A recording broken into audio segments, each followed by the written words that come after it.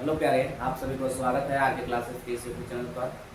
हम लोग coordinate geometry पढ़ रहे थे क्लास 10 का, जिसमें 7.3 स्टार्ट किए थे। 7.3 में 8 का फर्स्ट तक सवाल हम लोग बना चुके थे। सेकेंड का बोला गया था कि होमवर्क में कर लेना है, तो यहाँ पर 8 का सेकेंड अगर आप लोग बना लिए हैं तो ठीक है, अगर नहीं बनाए हैं तो इसको हम एक बार मिला देते हैं। बना लिए हैं तो उसको आप लोग मिलाइएगा, है ना। देखिए यहाँ पर दिया हुआ था, मध्य बिंदु दिया हुआ था, त्रिभुज के भुजाओं का मध्य बिंदु दिया हुआ था। उसको सहायता से हम लोग क्या कर रहे थे कि शीर्ष निकाल रहे थे। थोड़ा सा बड़ा जा रहा था लेकिन था मैं तो आसान, ऐसा ही घाट था जिसको हम बनाते हैं।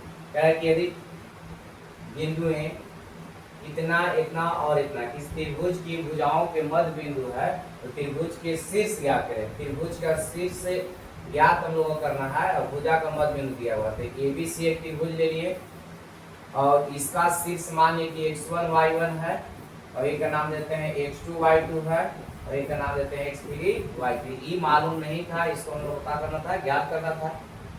और इसका जो भुजा है उसका मध्य बिंदु दिया हुआ मान लीजिए D है, AC का मध्य बिंदु E है और AB का मध्य बिंदु मान लीजिए F है।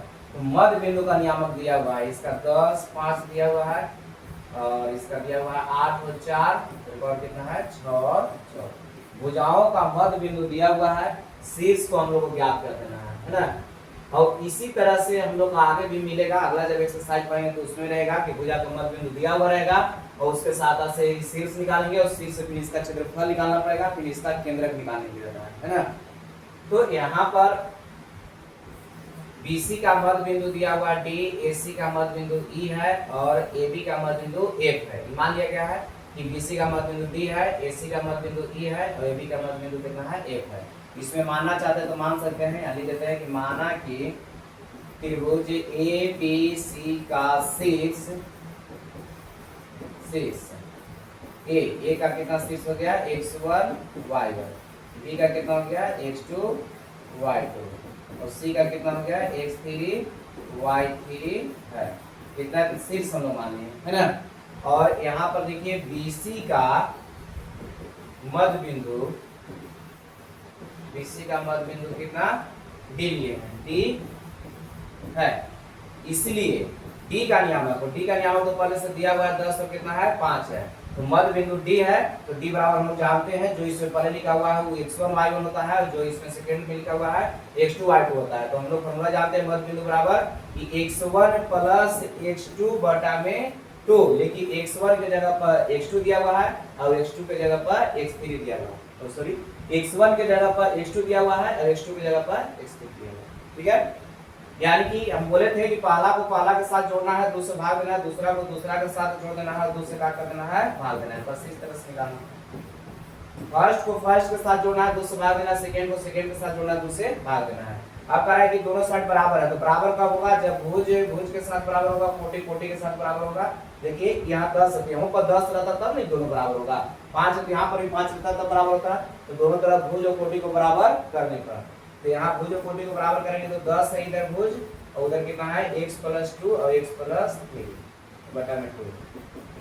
यहाँ से x2 प्लस x3 का मान निकालेंगे, x2 प्लस x3 का मान भाग में जाएगा तो गुना में, तो 10 गुना कितना हो जाएगा 20। समीकरण हो गया फर्स्ट। ठीक है, समीकरण हो गया ये फर्स्ट। अब ध्यान दीजिएगा, यहीं पर निकाल देते हैं साथ साथ में। उसी प्रकार अगर यहाँ पर कोटि लेके चलेंगे तो कोटि का मान 5 है, तो 5 बराबर कितना हो जाएगा y2 प्लस में y3 बटा में 2। और यहाँ से अगर निकाले y2 प्लस y3 का मान तो 5 गुना कितना आ जाएगा 10 आ जाएगा। समीकरण कितना हो गया सेकंड। छह समीकरण इसमें बनता था, जोड़ने के बाद 7वां 8वां बनता था, है ना। 8 समीकरण इसमें तैयार होता है। ये निकल गया कि BC का मध्य बिंदु कौन था, D था, उसको से निकल गया है ना। अब यहाँ पर देखिए AC का मध्य बिंदु E है, AC का मध्य बिंदु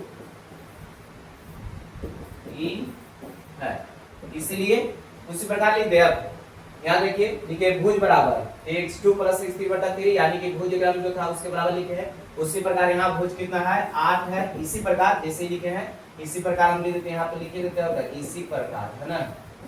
इसी प्रकार जैसे मैंने इसको निकाले हैं यहाँ से, उसी प्रकार उसको निकालना है। तो यहाँ पहला जो है पहला के साथ बराबर होगा, तो पहला करने का मतलब यहाँ भुज है 8 और यहाँ हो जाएगा भुज कितना मध्य बिंदु से x1 प्लस x3 बटा में 2 और यहाँ से हो जाएगा x1 प्लस x3 और 8 गुना कितना 16 समीकरण हो गया 3।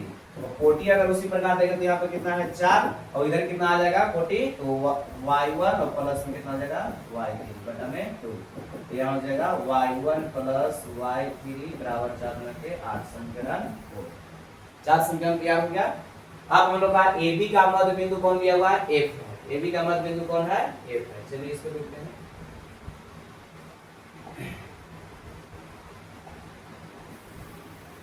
देखिए यहाँ से नीचे लिखते हैं, इसके बाद है, इसके बाद नीचे है यहाँ से AB का मध्य बिंदु F, AB का मध्य बिंदु कितना F है, तो F है तो इसमें उसी प्रकार निकाले तो यहाँ भुज कितना है 6 और इधर कितना हो जाएगा x1 प्लस x2 और बटा में 2, पहला को पहला के साथ जोड़ते हैं तो भाग देते हैं और यहाँ से निकालेंगे किसका मान x1 प्लस x2 बराबर 6 गुना के 12, समीकरण कितना हो गया 5। ठीक है, अब देखिए उसी प्रकार से हम निकलेगा आगे, अब 6 बराबर हो जाएगा y1 प्लस y2, इन 6 था y1 प्लस y2 बटा में 2, यहाँ से y1 प्लस y2 का मान निकालेंगे 6 गुना कितना हो जाएगा 12, इसे तो बन गया होगा, इसको सिर्फ मिला देना है। अब यहाँ से बोला गया था कि हम लोग क्या करेंगे कि 116 के एक साथ जोड़ेंगे, तो 116 देख लीजिए किसमें है फर्स्ट इक्वेशन में है, थर्ड में है और 5 में है, तो पहला को जोड़ेंगे, तीसरा जोड़ेंगे, पांचवा जोड़ेंगे, ध्यान देते हैं समीकरण फर्स्ट प्लस समीकरण 3 प्लस समीकरण 5, पहला को तीसरा को पांचवा के जब जोड़ रहे थे तो दो को x1 मिल रहा था, दो को x2 मिल रहा था, दो को x3 मिल रहा था, तो यहाँ पर दो हम लोग क्या किए थे कॉमन किए थे, तो हो गया x1 plus x2 plus x3 और बराबर में, और बराबर में देख लिया जाए कितना होगा, तो फर्स्ट में कितना है 20 है, फर्स्ट में कितना है 20 और 3 में कितना है 16, फर्स्ट में 20 है, फर्स्ट में 20 और 3 में 16, तीसरा वाला में, और पांचवा वाला में देखिए यहाँ पर सामने लिखा हुआ है कितना है 12 है। इसको अगर जोड़ेंगे 2 into x1 plus x2 plus x3 बराबर, बोलिए कितना आ जाएगा, तो 6 2 8 8 के 8 हो गया यहाँ पर, और यहाँ पर कितना हो गया 4, घटेगा कितना बार में 24 बार में, तो x1 plus x2 plus x3 बराबर कितना आ गया 24 आ गया।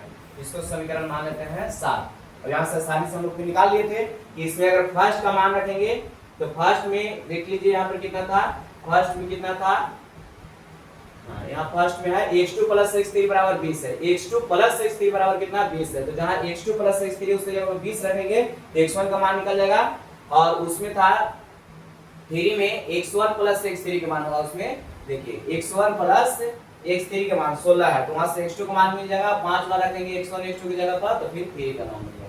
ठीक है, चलिए यहाँ पर लिख देते हैं, लिख लेते हैं, पहले निकाल लेते हैं x1 x2 x3 का मान, समीकरण फर्स्ट का मान, फर्स्ट में जो दिया गया है फर्स्ट का मान समीकरण 7 में रखने पर, फर्स्ट का मान 7 में रखने पर, यहाँ x1 प्लस हो गया, x2 प्लस x3 उसके जगह कितना रखना है 20 रखना है, बराबर में कितना है 24, तो यहाँ हो जाएगा x1 का मान कितना आ जाएगा 4 आ जाएगा, तो x1 का मान हम लोग का निकल के आ गया कितना 4, x1 का कितना आ गया 4 आ गया। अब उसी प्रकार अगर 3 का मान रखें तो 3 में देख लीजिए कितना है, पहले देख लेते हैं, 3 में कितना है 16 है, 3 में कितना दिया हुआ है 16 दिया हुआ है, क्या मान दिया हुआ है 3 वाला है ना, चलिए देखते हैं समीकरण 3 का मान समीकरण 7 में रखने पर, ठीक है, तो 3 में जो दिया हुआ है इसके जगह पर x1 और x3 की जगह पर दिया हुआ, यहाँ से x2 का मान मिलेगा, और x1 और x3 की जगह पर कितना दिया हुआ था 16 दिया हुआ था, और बराबर में कितना है 24 आ गया है, तो जब 16 घटेगा 24 में से 16 घटेगा कितना हो जाएगा 8, ठीक है, तो x2 का मान हम लोग के पास आ गया 8। उसी प्रकार 5 वाला देते हैं, समीकरण 5 का मान समीकरण कौन में 7 में रखना है, 7 में रखने पर, है ना। तो यहाँ पर 5 में देखिए, 5 में x1 x2 का मान दिया हुआ है, वो भी कितना है 12 है। x1 और x2 की जगह पर 12 है, यहाँ से x3 का मान निकल जाएगा, बराबर में कितना दिया हुआ था 24 दिया हुआ है। तो यहाँ से निकालेंगे x से 3 के मान, तो 12 घट जाएगा, बाद 24 में से तो बचा कितना 12, यानी कि x1 का मान निकल गया, x2 का मान निकल गया, x3 का मान निकल गया। अब इसी प्रकार y वाला को निकाल लेना है, तो वहां पर y वाला में दूसरा, चौथा और छठा इक्वेशन को जोड़ेंगे तो 2 को y1 मिलेगा, 2 को y2 मिलेगा, 2 को y3 मिलेगा, और बाकी उधर राइट साइड में देखते हैं कितना मान होता है। चलिए इसको भी यहीं पे लिखते हैं।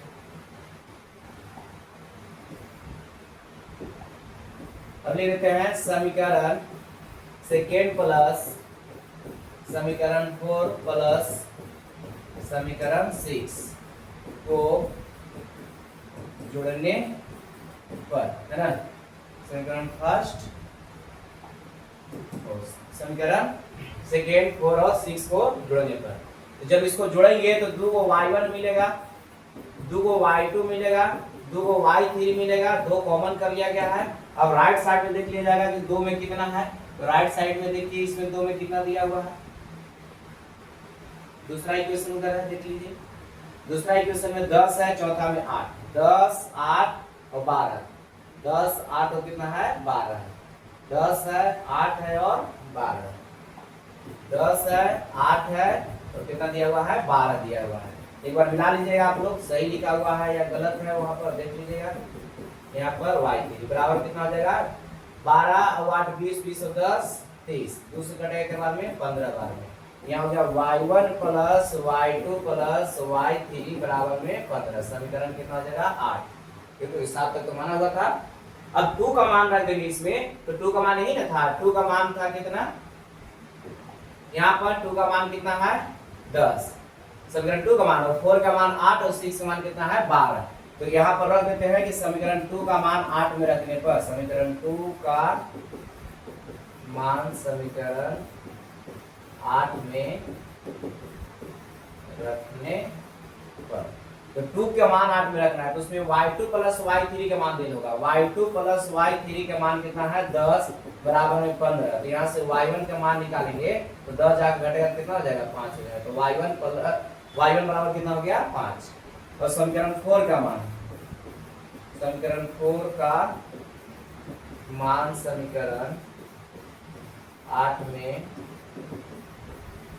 रखने पर, तो 4 का मान किस में रख देना है 8 में रख देना है, तो समीकरण 4 का मान रखना है, तो 4 में y1 प्लस y3 का मान दे होगा, उसका मान कितना है 8, यहाँ से y2 का मान मिलेगा, तो y1 प्लस y3 का मान दिया हुआ है 8 और बराबर में कितना है 15, तो y2 का मान जब यहाँ से निकालेंगे तो 15 में से घट जाएगा 8 तो बच जाएगा कितना 7, तो y2 बराबर कितना हो गया 7 हो गया, ठीक है।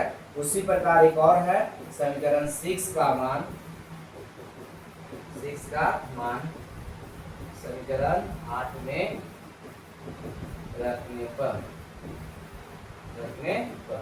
तो यहाँ पर देखिए उसमें होगा y1 प्लस y2 का मान, y1 प्लस y2 का मान कितना 12 और y3 का मान नहीं मालूम होगा, तो निकल जाएगा बराबर में कितना है 15, तो y3 का मान निकालेंगे तो कितना आ जाएगा 12 जहाँ घटेगा तो बच जाएगा 3, तो y3 का मान भी निकल गया, तो y1 के मान y2 का मान y3 के मान भी निकाल लिए, x1 x2 x3 भी निकल गया, यहीं पर लिख देते हैं।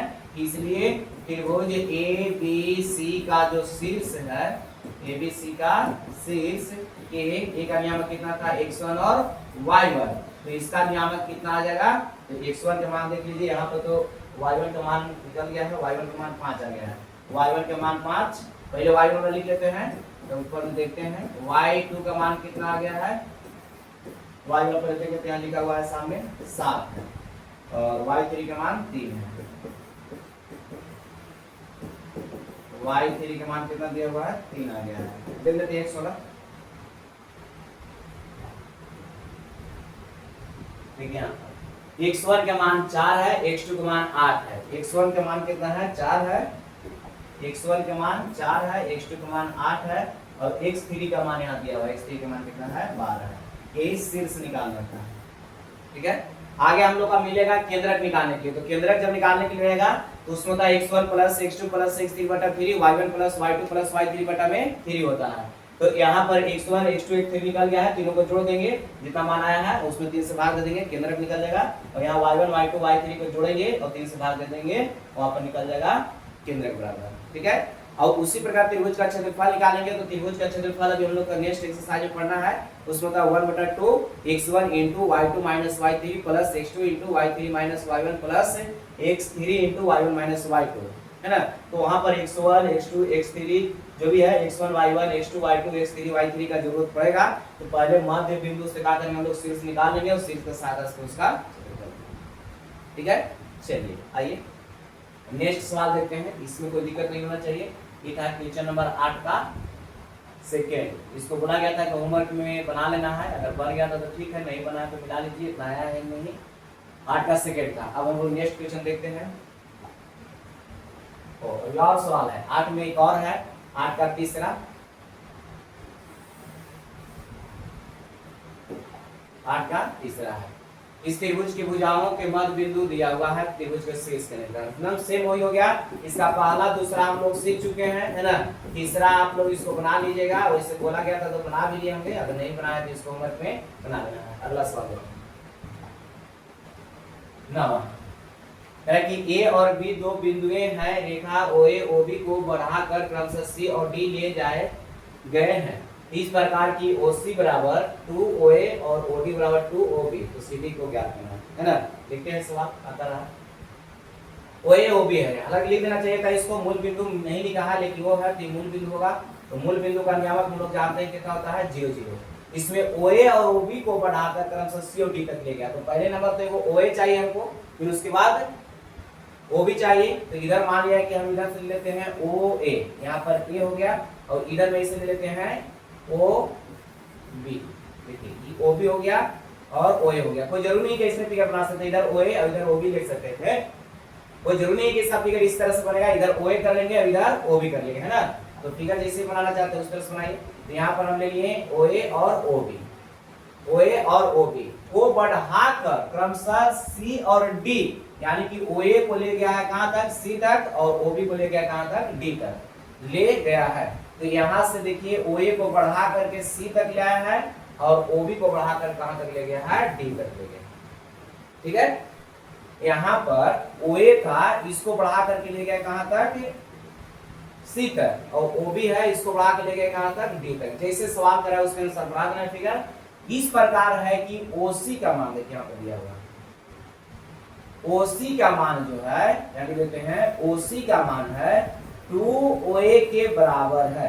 OC का मान पूरा जो दूरी है इसका मान 2OA के बराबर है। इसको अगर हम इस तरह से निकाले कि OC बटा में OA, गुना में था, इधर आया तो भाग में हो गया, इधर बचा कितना 2, बटा में कुछ नहीं 1।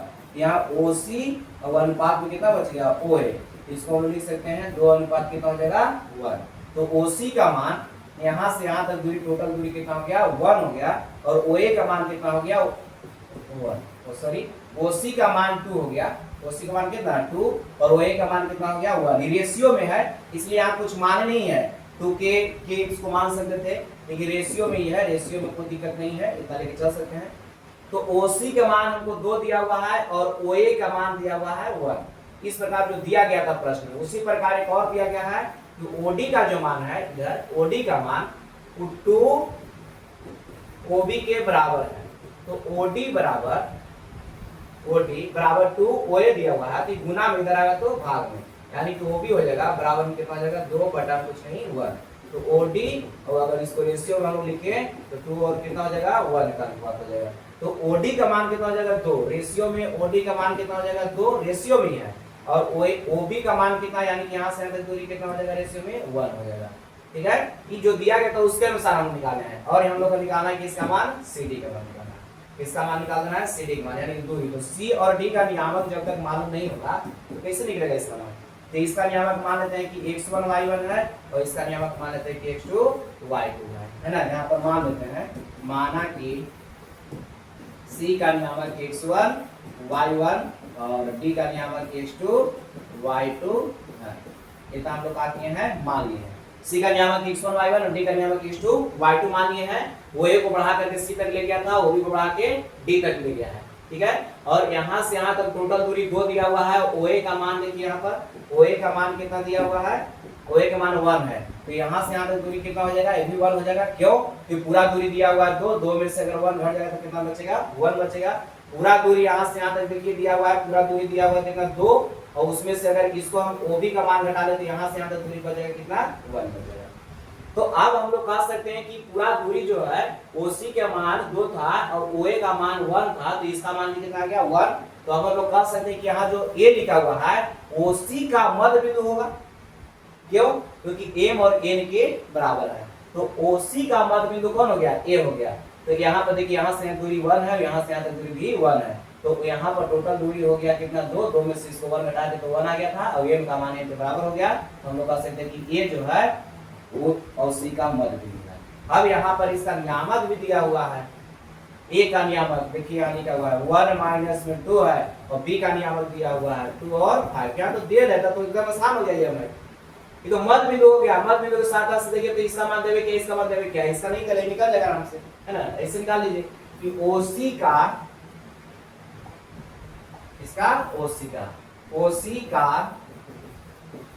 मध्य बिंदु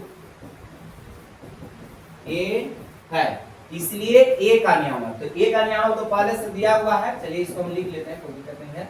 A का नियामक कितना है, 1 माइनस 2 है। तो यहाँ मध्य बिंदु है, इसलिए हम लोग मध्य बिंदु का नियामक जानते हैं कि x1 प्लस x2 बटा 2। तो x1 की जगह पर कितना 0, और x2 की जगह पर x1 बटा 2।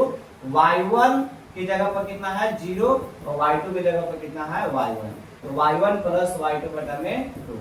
अब यहाँ पर भुज और कोटि को बराबर करने पर तो दोनों तरफ भुज और कोटि को क्या कर लेंगे, बराबर करेंगे।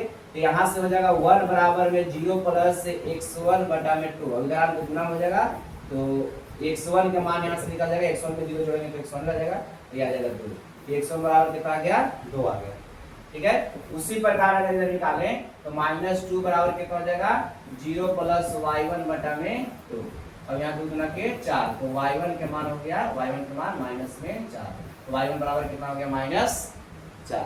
तो ये वो पॉइंट तुमको निकल गया C का नियामक। इसलिए यहाँ पर लिख सकते हैं कि C का जो नियामक हो गया कितना हो गया, तो 2 हो गया और माइनस में 4 हो गया। ठीक है। इसी प्रकार हम लोग कह सकते हैं कि OD का मध्य बिंदु B है। इसीलिए तो जब B है मध्य बिंदु तो यहाँ पर हम लोग सीख लिए कि x का जो मान होता है यानी कि 2 बराबर x1 प्लस x2 बटा 2, यानी कि 0 प्लस x2 बटा 2। अब यहाँ से x2 का मान निकालेंगे तो 2 गुना कितना हो जाएगा 4, x2 का मान निकल गया। उसी प्रकार अगर लेके चले इसको 5 बराबर, यहाँ से 0 प्लस y2 बटा में 2, और यहाँ से y2 का मान निकालेंगे, y2 का मान तो 5 गुना कितना हो जाएगा 10। ठीक है, 5 गुना के 10। ठीक है। तो यहाँ पर बताइए कि x2 y2 निकल गया तो किसका मान निकल गया, यानी कि D पॉइंट का मान निकल गया, D का मान है ना। इसलिए D का मान कितना हो गया 4 और 10।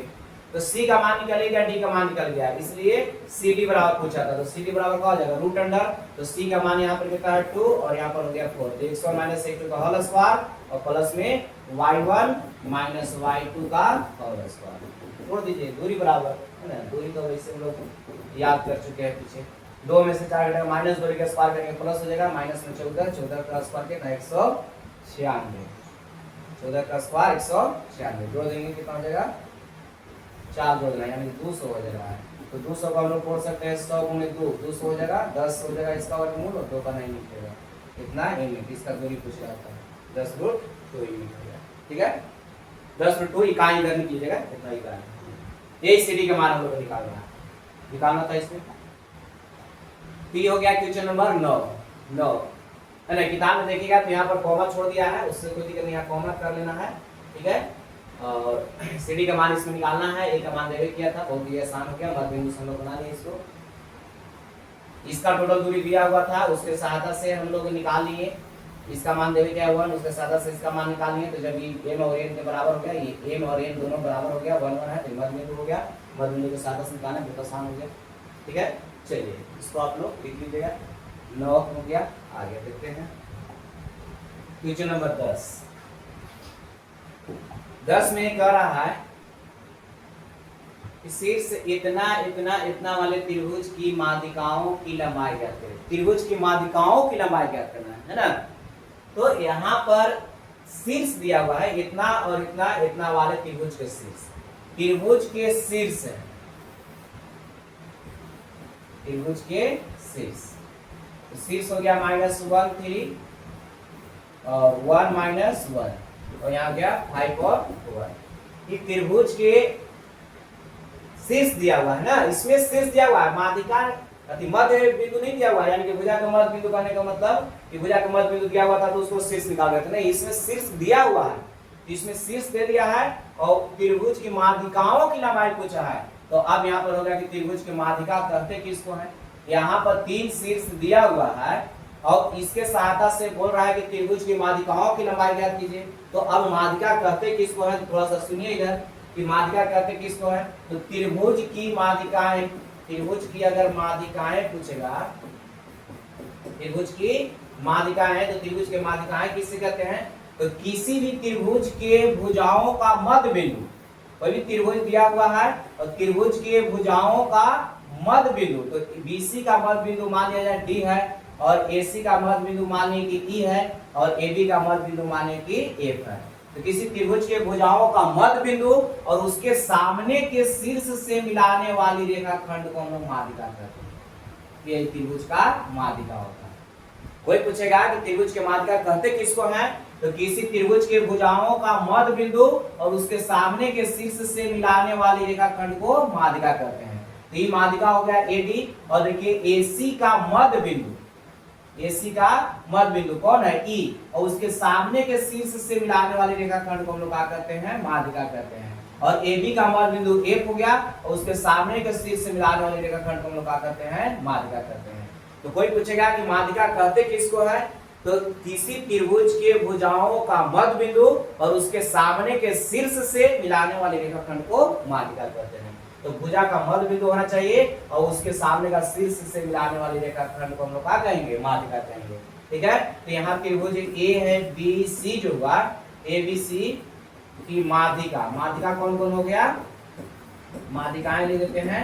माध्यिकाएं AD BE तथा CF है। अब देखेंगे कि इसका परिभाषा क्या होगा, तो परिभाषा हम बोल रहे हैं वही परिभाषा इसका कि त्रिभुज की माध्यिकाएं कहेंगे किसको, चलिए देखते हैं कि किसी त्रिभुज के भुजाओं का मध्य बिंदु और उसके, इस त्रिभुज के भुजाओं का मध्य बिंदु और उसके सामने के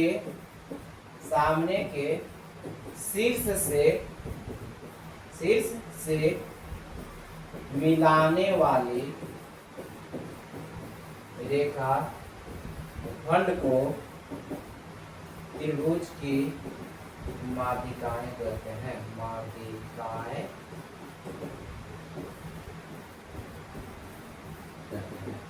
ठीक है, किसी त्रिभुज के भुजाओं का मध्य बिंदु, किसी त्रिभुज के भुजाओं का मध्य बिंदु और उसके सामने के शीर्ष से मिलाने वाले रेखाखंड को हम लोग क्या कहते हैं, माध्यिका कहते हैं। तो माध्यिका समझ गए।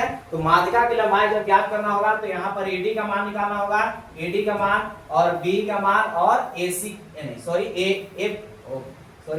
CF का मान। माध्यिका का मान निकालना है तो AD निकालना होगा, BE निकालना होगा और CF निकालना होगा। तो यहाँ पर अब हो गया कि इसका मान रहेगा तब ना, A का मान दिया हुआ, इसका मान नहीं दे रहा है। तो अब हम लोग समझ गए कि जो D है वो BC का मध्य बिंदु है, E जो है AC का मध्य बिंदु है और यहाँ पर AB जो है AB का मध्य बिंदु कौन हो गया, F हो गया, यानी कि मध्य बिंदु है। तो मध्य बिंदु पर हम लोग जानते हैं कि x1 + x2/2 y1 + y2/2। चलिए आइए देखते हैं। इसमें कह रहा था कि शीर्ष -1 3 और 1 -1 और एक है 5 और 1 को मिलाने वाली, यहाँ पर इतना इतना वाले त्रिभुज की माध्यिकाओं की लंबाई, सिर्फ खाली माध्यिका की लंबाई कर रहा है, कुछ मिलाना नहीं है इसमें। अब यहाँ पर बताइए कि परिभाषा भी सीखे। देखिए यहाँ पर शीर्ष दिया हुआ है -1 3 और दूसरा दिया हुआ है 1 - 1, तीसरा शीर्ष दिया हुआ है 5 और 1 वाले त्रिभुज की मालिकाओं की लंबाई ज्ञात कीजिए। यहाँ पर त्रिभुज के शीर्ष नहीं मालूम था तो इसको मान लेते हैं माना कि त्रिभुज का शीर्ष। देखिए यहाँ पे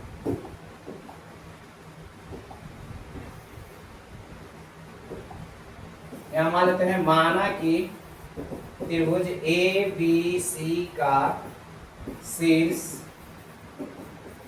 ए का नियामक कितना है -1 3 और बी का नियामक कितना है 1 - 1 और सी का नियामक कितना है 5 और 1 है। और BC का मध्य बिंदु ले लेते हैं D, तो इसके सामने के शीर्ष से मिला दिए तो हो गया माध्यिका। AC का मध्य बिंदु ले लेते हैं E और B से इसको मिला देते हो गया माध्यिका। AB का मध्य बिंदु हो गया F और इसको मिला दिया तो हो गया माध्यिका। ठीक है, तो अब AC का लंबाई निकाल देना है, यानी कि AD का, BE का और CF का। तो बताइए कि यहाँ पर BC का मध्य बिंदु D है, कह सकते हैं हम लोग। क्यों कह सकते हैं? क्योंकि इसके पहले हम दिखाए यहाँ पर मार्कर कहते हैं कि इसको ना तो भुजाओं का मध्य बिंदु और उसके सामने के शीर्ष से मिलाने वाले रेखाखंड को मार्कर कहते हैं। इसलिए हम लोग कह सकते हैं कि BC का मध्य बिंदु D है। क्यों? क्योंकि मार्का निकालना है, तो मार्का के लिए होता है, बीच नहीं होता। तो D का नियम निकालिए, इसलिए D बराबर, तो D बराबर कितना? तो D हो गया मध्य बिंदु x1 + x2/2, यानी कि 1 + 5/2 और यहाँ -1 + 1/2। पाला को पाला के साथ जोड़ना है, 2 से भाग देना है, दूसरा को दूसरा के साथ जोड़ना है, 2 से भाग देना है। तो D का नियम कितना हो गया 6, 3 हो जाएगा, ये हो जाएगा 0, 0 में 2 से भाग देंगे 0। ठीक है, P आ गया किसका मान? D का मान। उसी प्रकार अगर हम लोग E का मान निकालें तो D का मान निकालेंगे कितना 3 और 0। E का मान निकालेंगे तो पाला को पाला के साथ जोड़ेंगे, है ना। इसी प्रकार D का मान यहाँ पर E का मान निकाल देते हैं, लिख नहीं रहे हैं, E बराबर डायरेक्ट लिख देते हैं कि पहला को पहला के साथ जोड़ना है और 2 से भाग देना है, और दूसरा को दूसरा के साथ जोड़ना है, 2 से भाग देना है। ठीक है, तो E बराबर कितना हो जाएगा 4, 4 में 2 से भाग देंगे 2, ये भी 4, 4 में 2 से भाग देंगे 2, तो हो गया 2 और 2। ठीक है, उसी प्रकार अगर हम F का मान निकालें तो AB का मध्य बिंदु है, इसलिए यहाँ पर कौन हो जाएगा -1 और +1/2, और यहाँ पर 3 और माइनस यहाँ दिया हुआ है -1/2। तो F बराबर कितना हो जाएगा? तो ये हो जाएगा 0/2 यानी कि 0 और 2/2 यानी कि 1। तो यहाँ पर D का मान निकल गया, E का मान निकल गया, F का मान निकल गया, 0 कितना आ गया 1 आ गया। ठीक है, अब इसका लंबाई निकालना है, यानी कि AD का मान निकाल देना है। इसका मान निकाल देना है AD का मान। अब AD निकालिए, माध्यिकाएं, मतलब माध्यिकाएं निकाल रहे हैं ना, तो माध्यिकाएं कौन हो गया AD निकाल रहे हैं पहले AD। एकदम आसान हो गया, दूरी सूत्र से इसको निकालिए। पहला को पहला के साथ अंतर करना है, तो -1 है और 3 है, इसका अंतर कितना का हो जाएगा? तो 4 का। क्यों? क्योंकि माइनस में प्लस में हम बोले थे कि जब चीज चेंज होता है तो जुड़ता है, तो 3 में 4, 4 के आसपास कितना हो जाएगा 16, और 3 है और यहाँ 0 है, इसका अंतर 3 का आसपास करेंगे 9, 25, 25 का हो गया 5, तो मात्रा वो कितना आ गया 5 आ गया, तो कितना आ गया 5। ठीक है, अब उसी प्रकार निकाल लेते हैं B और E का मान। तो रूट अंडर कितना हो जाएगा? पहला को पहला के साथ अंतर 2 और 1 का अंतर 1 का, 1 का स्क्वायर 1 हो जाएगा, और -1 और 2 का अंतर 3 का, 3 का स्क्वायर हो जाएगा 9, 9 और 1 हो जाएगा 10। ये हो गया B का मान, दूसरा माध्यिका। ठीक है, अब उसी प्रकार CF का मान, CF का मान, इसका अंतर कितना का हो जाएगा 5 का, 5 का स्क्वायर हो जाएगा 25 और प्लस, और 1 और 1 का अंतर 0 का, तो 0 का स्क्वायर 0, यानी कि 25 है, 25 का हो जाएगा 5। तो E आ गया आपका माध्यिका की लंबाई। तो माध्यिका की लंबाई AD का मान 5, B का मान हो गया 10 और CF का मान हो गया 5। माध्यिका समझ गए? तो जब भी माध्यिका की बात कहेगा तो यहाँ जो बिंदु होगा वो बीच में होगा, यानी कि मध्य बिंदु होगा। ठीक है, इक्वेशन नंबर कौन था 10। चलिए आइए देखते हैं आगे। माध्यिका 11 है, कह रहा है कि यदि त्रिभुज ABC के शीर्ष से इतना इतना इतना है तो A की अंतर्धर रेखा BC से D पर मिलती है, तो AD का मान क्या कीजिए। देखिए बहुत आसान है सवाल, आसान इसलिए है कि यहाँ पर A है, B है और C है। कह रहा है कि इसका शीर्ष से 1 दिया हुआ है, एगो 5 दिया हुआ है, एगो -2 है, एगो 1 है, और C का नियामक 1 है। कह रहा है कि A की अंतर्धर माने अंतर रहेगा लेकिन आधा रहेगा, आधा इसको आधा कर दिया दोनों साइड, है ना। तो कोण के सामने की भुजा और उतना ही कोण के सामने भुजा दोनों बराबर होगा। तो यहाँ पर एक मान लीजिए कि डी है, डी कह ही रहा है, तो मिलाने वाली रेखा मिलान कुछ कर रहा है इसमें, BC से D पर मिलती है, तो BC से D पर मिलती है यहाँ पर है। तो AD का मान क्या करना है, इसका लंबाई निकालना है। तो ये तो बीच में हो जाएगा, क्यों बीच में हुआ पता चल गया कि ई कोण का अर्धक है। कोण अर्धक, ये जो AD है कोण का अर्धक है, ये जो कोण है ये कोण पूरा उसका अर्धक, अर्धक कहने का मतलब आधा आधा इसको बांट रहा है। तो ई कोण जितना होगा उतना ही यहाँ पर इसका सामने का जितना भुजा है उतना ही, तो ये भी कोण है उसके सामने का भी भुजा का हो जाएगा बराबर। तो हम लोग कह सकते हैं कि यहाँ पर BD का जितना मान हुआ उतना ही यहाँ पर DC का मान है, इसलिए हम लोग कह सकते हैं इसलिए कि BC का मध्य बिंदु D है, इसीलिए D का नियमन। तो पहला को जोड़ेंगे, दूसरा का देंगे भाग देंगे, तो -2 प्लस में कितना हो जाएगा 4 बटा में 2, और यहाँ पर 1 और प्लस में 1 बटा में 2, यानी कि पहला को पहला के साथ जोड़ते हैं दूसरा भाग देते हैं, दूसरा को दूसरा के साथ जोड़ते हैं दूसरे भाग देते हैं। मध्य बिंदु सब ज्यादा बताने की जरूरत नहीं है, सब हम लोग बना चुके हैं इसमें बहुत सारा में। D का मान 4 में से 2 घट जाएगा तो 2 में 2 से भाग देंगे 1, ये 1 जोड़ेंगे 2 में 2 से भाग देंगे 1, तो D का मान निकल गया 1 ठीक है। हम लोग का AD का मान निकालना है, AD का मान कितना होगा, तो AD बराबर होता है तो यहाँ 1 है यहाँ भी 1 है, 1 का अंतर कितना का हो जाएगा, चलिए लिख देते हैं इसको, तो प्लस यहाँ पर 5 और 1 का अंतर है 4 का हो जाएगा, तो यहाँ पर 0 का स्क्वायर 0, यहाँ 4 का स्क्वायर 16, तो 16 में 0 जोड़ेंगे 16 आ जाएगा, 16 का 4, तो AD का मान कितना आ गया 4 आ गया, ठीक है। क्वेश्चन नंबर हो गया 11, ठीक है। चलिए अगला सवाल देखते हैं। 11 में कोई दिक्कत है, बहुत ही आसान क्वेश्चन था। कह रहा है कि यदि 3, 4 और K7 को मिलाने वाली रेखाखंड का मध्य बिंदु XY है और 2x प्लस से 2y प्लस 1 बराबर 0, तो K का मान क्या कीजिए। क्वेश्चन नंबर 12 में कह रहा है कि इतना और इतना को मिलाने वाली रेखाखंड का मध्य बिंदु XY है, 2 पॉइंट दिया गया है, इस पॉइंट का नियामक हम लोग माने कि A है, A का नियामक कितना हो गया 3 और 4, इसका मानिए पॉइंट को B का नियामक कितना है K और 7, इसको मिलाने वाली रेखाखंड का मध्य बिंदु वो P है, इसका नियामक कितना है X और Y, ये मध्य बिंदु है। या हम लोग मान लेते हैं, माना कि A का नियामक कितना है 3 और 4 और B का नियामक कितना है K और 7, और यहाँ लिख देते हैं कि AB का मध्य बिंदु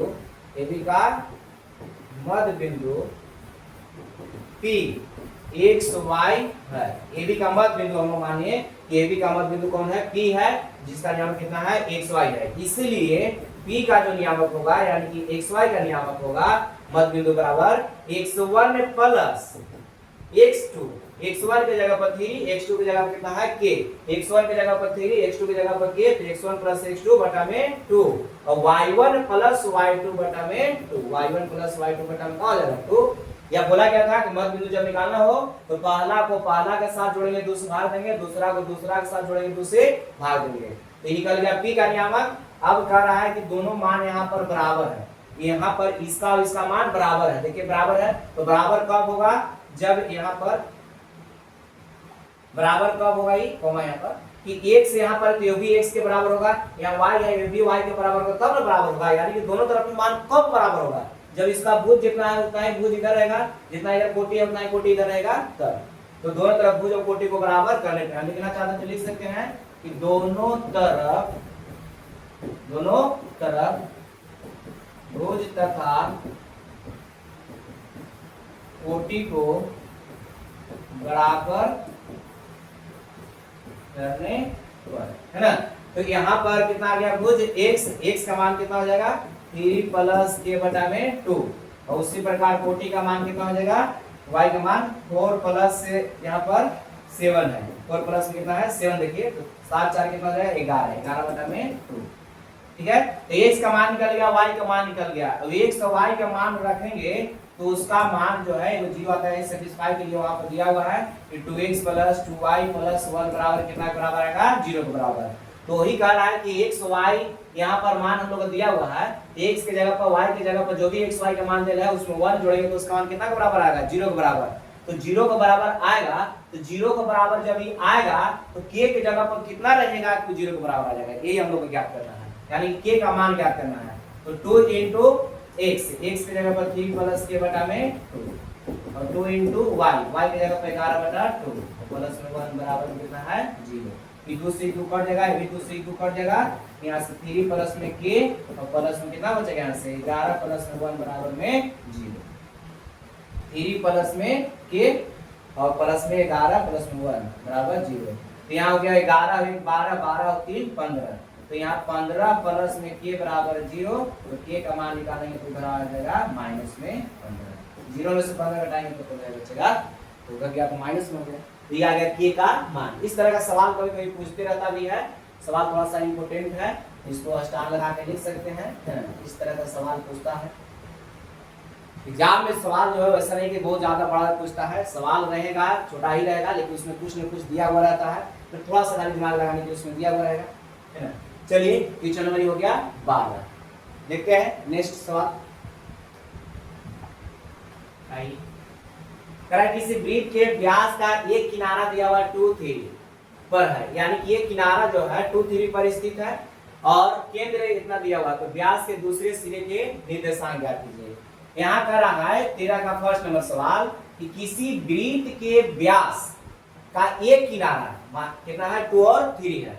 वृत्त का व्यास है, तो व्यास जान रहे हैं कि केंद्र से होकर के ही गुजरता है, तो केंद्र हो गया यहाँ पर O, इधर हो गया A और इधर हो गया B, तो ये हो गया AB व्यास। तो व्यास जो होता है सबसे बड़ी जीवा को भी व्यास कहते हैं, और बोला गया था कि सबसे बड़ी जीवा कब होता है, जब केंद्र से गुजरेगा तब। तो केंद्र से गुजरते हुए दोनों और परिधि तक के दूरी को हम लोग बोले थे कि व्यास कहते हैं। व्यास हो गया और कहां से गुजर रहा है, केंद्र से। कह रहा है कि व्यास का एक किनारा 2 और 3 है, तो 2 किनारा हो गया, जिसमें से एक किनारा दिया हुआ 2 और कितना 3। तो मान लिया कि ये है इधर, तो 2 और 3 हो गया। और इसका केंद्र तो ये वाला हो गया, यानी केंद्र का मान कितना है, -2 और 5। -2 और कितना है 5 है, ठीक है। तो व्यास के दूसरे सिरे के निर्देशांक ज्ञात कीजिए, इसको निकाल देना है, यानी किसको नहीं दिया हुआ है कुछ, मान लेते हैं कि x और y है, इसको मान लेते हैं। माना कि व्यास का एक किनारा, व्यास का एक किनारा A 2 3 तथा दूसरा किनारा कितना है B xy और xy है, लिखिए ना। और केंद्र इसका कितना हो गया, केंद्र -2 5, ठीक है। तो यहाँ पर जो दिया गया था उसको हम लिख लिए कि व्यास इसका जो है उसका एक किनारा 2 3 है और दूसरा किनारा xy है। मान लिए हम लोग xy यहाँ पर दिया हुआ नहीं था, और इसका केंद्र तो देवे किया है -2 और 5। तो अब बताइएगा आप लोग कि यहाँ केंद्र से परिधि तक की दूरी को बोले थे कि त्रिज्या होता है, केंद्र से परिधि तक की दूरी को बोला गया था कि त्रिज्या होता है। तो जब यहाँ से यहाँ तक दूरी r है, इधर से इधर भी दूरी r है, तो हम कह सकते हैं कि यहाँ पर OB का जितना मान है उतना ही OA का मान है। तो जब इसका मान और इसका मान दोनों का मान बराबर है, इधर का मान इधर का मान दोनों तरफ का मान बराबर है, तो हम लोग कह सकते हैं कि बीच में है। वो कहाँ है, बीच में। तो बीच में इसका मतलब है कि हम लोग कह सकते हैं कि AB का मध्य बिंदु हो जाएगा। तो मध्य बिंदु के साथ साथ निकल जाएगा आसानी से। यहाँ लिख सकते हैं कि AB का मध्य बिंदु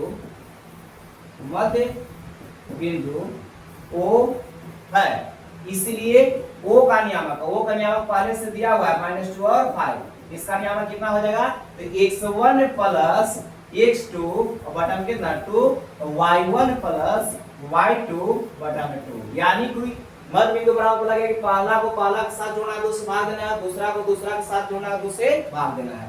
अब कह रहा है कि दोनों साइड बराबर कब होगा, तो बराबर होगा कि इधर -2 दिया हुआ है भुज का मान, इधरों -2 होना चाहिए, और यहाँ कोटि का मान 5 है, तो ये 5 दिया और सिर्फ, और यहाँ पर कोटि का मान कितना 5 होना चाहिए। यानी कि दोनों तरफ भुज और कोटि को हम लोग बराबर कर देते हैं, तब जाके बराबर होगा। तो दोनों तरफ भुज तथा कोटि को बराबर करने पर तो भुज का मान यहाँ पर -2 है, उधर कितना हो जाएगा 2 प्लस में x बटा में 2। यहाँ से x का मान हमको निकाल लेना है, तो इधर आ जाएगा तो गुना हो जाएगा, यानी कि माइनस में 4 और बराबर में कितना हो जाएगा 2 प्लस में x। यहाँ से x का मान निकालेंगे तो प्लस में आएगा माइनस में, तो माइनस में 4 है और माइनस में 2 आएगा तो कितना हो जाएगा माइनस में 6। x का मान निकल गया। उसी प्रकार हाइट बराबर होता है, यानी 40 बराबर 3 प्लस y बटा में 2 और यहाँ 5 गुना कितना हो जाएगा 10 और बराबर में 3 प्लस y, तो y का मान निकालेंगे कितना हो जाएगा 7। y का मान कितना आ गया 7, तो x का मान -6 और y का मान आ गया 7। इसलिए दूसरा किनारा जो b माने थे, b का मान -6 और 7 आ गया। ठीक है, तो इस तरह से इस सवाल को बनाना है और इस सवाल को थोड़ा सा इंपोर्टेंट कर लीजिए, यानी कि स्टार लगा करके इसको लिख लीजिए कि इस सवाल एग्जाम में इस तरह का रहता है। ठीक है, तो सवाल ऐसा नहीं कि 5 नंबर और 4 नंबर का पूछेगा, नहीं 2 नंबर में सवाल पूछेगा। इस सवाल जब भी रहेगा एग्जाम में तो कितना नंबर करेगा 2 नंबर का। 5 नंबर में सवाल इसे नहीं पूछता है। देखने में लग रहा है कि इतना बड़ा गया है, बड़ा गया नहीं है, बहुत ही आसान है, क्योंकि मध्य बिंदु के साथ से आसानी से इसको हम लोग निकाल लेते हैं। ठीक है, चलिए नेक्स्ट क्वेश्चन देखते हैं। 13 का दूसरा है। 13 का दूसरा कह रहा है कि बिंदु ए के निर्देशांक ज्ञात कीजिए जहां AB वृत्त का व्यास है। AB वृत्त का व्यास है, यानी कि एक वृत्त लेना होगा और वृत्त का व्यास दिया हुआ है कितना AB, तो वृत्त का व्यास है तो कहां से होकर गुजरा होगा, तो केंद्र से होकर के। इस तरह से क्यों, क्योंकि बोला गया था कि केंद्र से होकर गुजरने वाली दोनों ओर परिधि तक के दूरी को हम लोग क्या कहते हैं, व्यास कहते हैं। तो व्यास यहाँ पर AB है और AB को जो हो गया व्यास हो गया, जिसका केंद्र दिया हुआ है। केंद्र कितना है 2 माइनस में 3 और कह रहा है कि B का नियामक दिया हुआ, यानी कि दूसरा जो किनारा है उसका नियामक 1 और 4 है। तो A का नियामक बताना है, तो इसका मान नहीं दिया हुआ। तो जो इसके पहले सवाल हम लोग बनाए 13 का फर्स्ट सेम वही सवाल हो गया, उसमें इसका मान नहीं दिया हुआ था, इसका दिया था, और इसमें इसका दे दिया, इसका नहीं दिया हुआ। ठीक है, तो इसमें मान लेते हैं कि माना कि वृत्त का व्यास AB है, जिसका एक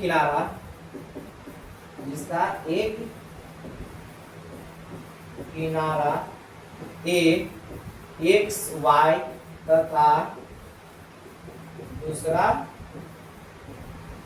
किनारा B 1,4 है। कितना है, और इसका केंद्र भी दिया हुआ है ना, केंद्र प्रश्न में दिया हुआ केंद्र कितना है, तो हम किनारा से लिख के यहाँ पर मान लिए हैं। तो अब केंद्र है 2 और -3, तो हम लोग कह सकते हैं कि यहाँ केंद्र से परिधि तक की दूरी को त्रिज्या कहते हैं, इसको भी हम लोग त्रिज्या कहते हैं। तो दोनों साइड त्रिज्या का हो जाएगा बराबर ही होगा। तो जब इन्हें जितना दूरी है उतना ही दूरी इधर है, तो हम लोग कह सकते हैं कि AB का बीच में कौन है, O। तो बीच में कहने का मतलब मध्य बिंदु हो गया। तो AB का मध्य बिंदु O है, इसलिए O का जो नियामक होगा, और O का नियामक पहले से 2 और दिया हुआ है -3, तो O का नियामक कितना हो जाएगा x1 प्लस x2 बटा 2। तो x1 की जगह पर कितना है x और x2 की जगह पर कितना 1 बटा में 2 और y1 प्लस y2 बटा 2, y2 की जगह पर 4 बटा में 2। ठीक है, तो यहाँ पर दोनों तरफ भुज और कोटि को बराबर कर देंगे और तो x का मान निकाल जाएगा। यहाँ लिख देते हैं कि दोनों तरफ भुज तथा कोटि को बराबर करने पर, तो यहाँ पर भुज का मान कितना हो गया 2, उधर हो जाएगा x प्लस 1 बटा में 2। x का मान निकालना है, इधर आने के गुना हो जाएगा तो 4 हो जाएगा, तो 4 बराबर x प्लस 1, और जब x का मान निकालेंगे तो 1 इधर घटेगा तो कितना हो जाएगा 3। तो x का मान कितना आ गया 3 आ गया। उसी प्रकार अगर निकाले कोटि बराबर करके तो -3 बराबर y प्लस में कितना हो जाएगा 4 बटा में 2। यहाँ से निकालेंगे y प्लस 4 का मान, y प्लस किसका मान 4 का मान, तो भाग में जाएगा तो गुना, तो बराबर में कितना हो जाएगा -6। तो y का मान निकालेंगे तो देखिए यहाँ प्लस में हो जाएगा माइनस में, पहले से माइनस में दिया हुआ है, तो 6 4 कितना हो जाएगा 10। तो y का मान कितना हो गया -10। तो x का मान निकल गया, y का मान निकल गया, इसलिए हमको a का मान निकालना था, तो a का मान कितना हो जाएगा, तो 3 हो जाएगा और माइनस में 10 हो जाएगा। ये तो हम लोग को निकालना था, हो गया इसका आंसर। ठीक है, यहाँ तक कोई दिक्कत। तो इस तरह से सवाल जब भी रहेगा तो यहाँ पर मध्य बिंदु देखना है कि अगर बीच में मध्य बिंदु दिया हुआ है या नहीं है।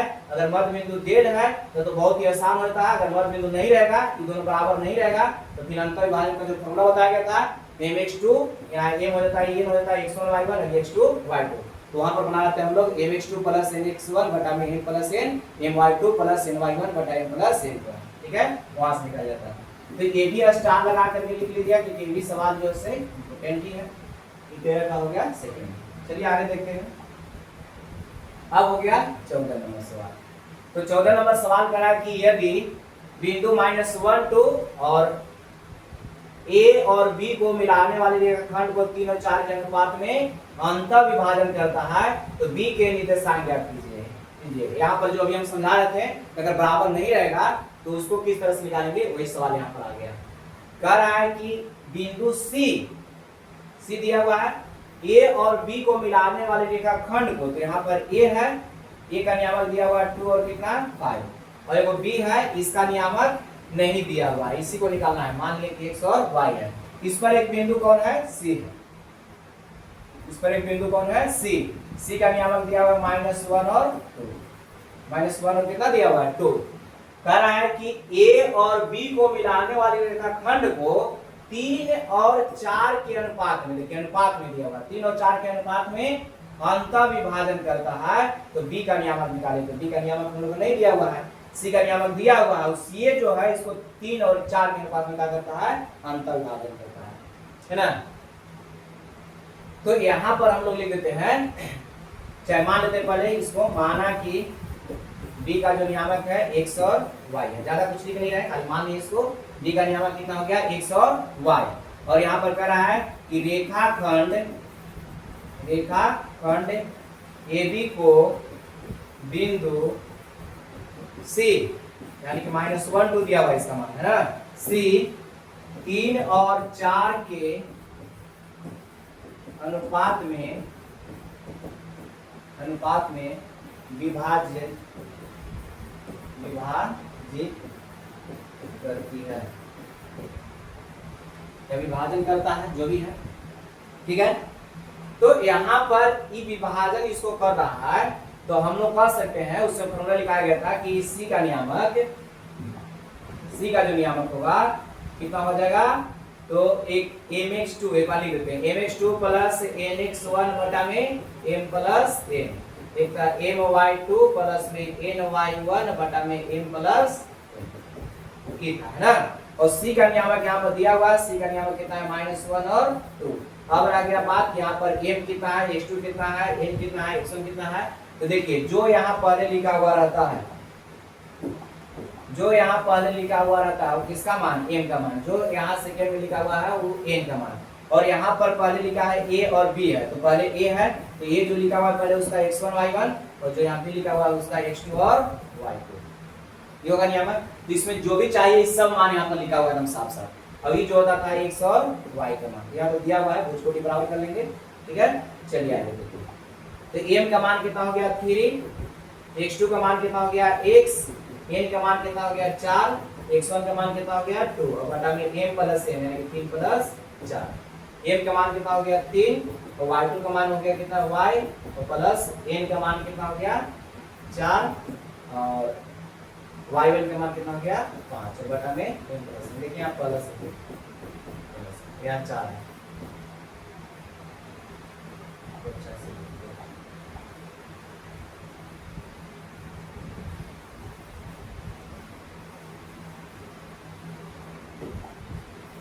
प्लस में 4, ठीक है। और यहाँ पर m प्लस n यानी 3 प्लस कितना हो जाएगा 4 हो जाएगा। अब इसी को सोल्व कर देना है, एक लाइन और सोल्व करते हैं। चलिए आगे नीचे देखते हैं, नहीं है, अब यहीं से समान आ जाएगा -1 और 2, और इधर कितना 3x प्लस में 8 बटा में हो जाएगा 7, यहाँ 3y प्लस में 5 20 बटा में 7। अभी यहाँ पर x y का मान निकाला तो भुज कोटि को बराबर करना होगा। क्या लिख देते हैं कि दोनों तरफ भुज तथा कोटि को बराबर करने का, है ना। तो यहाँ पर -1 बराबर हो जाएगा 3x प्लस में 8 बटा में 7। यहाँ से मान निकालेंगे, इसका मान 3x प्लस 8 का मान, तो यह भाग में इधर जाएगा तो गुना में, तो कितना हो जाएगा, तो माइनस में 7 हो जाएगा। तो यहाँ से 3x का मान निकालेंगे, तो इधर जाकर के -7 यानी कि माइनस में 15 और 3 से कट जाएगा 5 बार में, तो x का जो मान आएगा माइनस कितना आ जाएगा, 5 हो जाएगा। x का मान कितना आ गया, -5। उसी प्रकार यहाँ पर 40 बराबर हो गया 2 यानी कि 3y, उधर कितना है 3y प्लस 20 बटा में 7। इधर मान निकालेंगे इसका, तो इधर आ जाएगा 14 बराबर में 3y प्लस में 20। बताइए यहाँ से 3y का मान निकालेंगे तो प्लस में गिराएगा माइनस में, तो 14 में से 20 कटेगा कितना बचेगा, माइनस में 6, एक कटेगा 2 बार में, तो y बराबर कितना आ गया, -2। तो x y का मान हम लोग निकाल लिए, x का भी मान आ गया और y का भी मान आ गया। हम लोग का पूछ रहा था x y का ही मान पूछ रहा था या फिर उनकी b का नियम, इसका नियम पूछा है b का नियम। तो ये देखते हैं, इसलिए b का जो नियामक हो गया x y हम लोग माने थे, और x की जगह पे कितना है बताइए, x की जगह पर -5 आ गया और y की जगह पर -2 आ गया, इसका नियामक हो गया b का नियम। ठीक है, तो ये सवाल था हम लोग का 14। ठीक है, तो 14 में कोई दिक्कत है तो बताइए, यहाँ तक दिक्कत नहीं होना चाहिए। क्वेश्चन नंबर 14 तक बता दिया गया। अब देखिए यहाँ पर अगला सवाल हम लोग देखते हैं, 14 कितना आंसर आ गया, -5 और -2। अब नेक्स्ट सवाल हम लोग देखते हैं,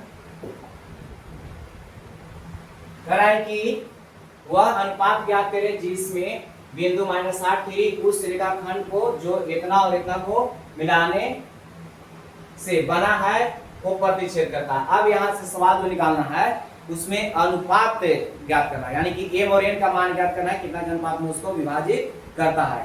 अब उसमें भी ये विभाजित करता है तो अंतर विभाजित करता है कि बाह्य विभाजन करता है, ये भी हम लोग को देखना होगा। तो इस सवाल अगर देखिएगा आप लोग बन जाएगा तो ठीक है, नहीं बनेगा तो इसको टाइप थोड़ा सा चेंज हो गया यहाँ से, इसको हम लोग नेक्स्ट क्लास में हम लोग बनाएंगे इसको, है ना। जो अगला क्लास चलेगा उसमें इस सवाल को इसमें हम सोल्व करेंगे, थोड़ा सा अलग टाइप हो गया, और टाइप तो अलग हो ही गया, और टाइप अलग होने के साथ साथ कि इम्पोर्टेंट सवाल भी यहाँ से होता है ना, एक सवाल यहाँ से रहता है एग्जाम में। ठीक है।